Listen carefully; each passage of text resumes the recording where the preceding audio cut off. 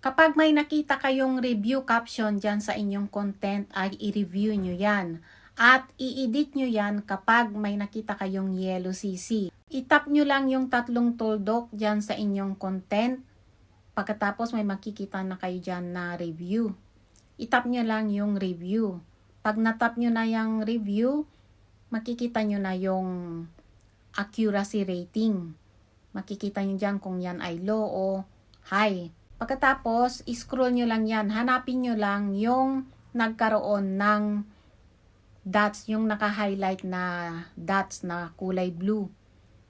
Yan ang nagkaroon ng low accuracy. I-edit nyo lang yan. I-tap nyo lang yung nagkaroon ng highlight na kulay blue na caption. Pagkatapos, i-type nyo dyan yung tamang caption. Kapag hindi masyadong malinaw ang inyong pananalita sa inyong content, ay hindi madidetect ng system ang tamang caption.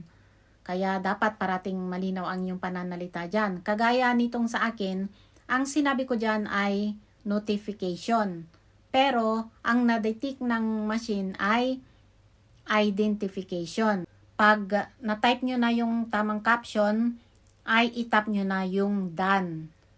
Kapag natap nyo na yung done, ay itap nyo na yung approve.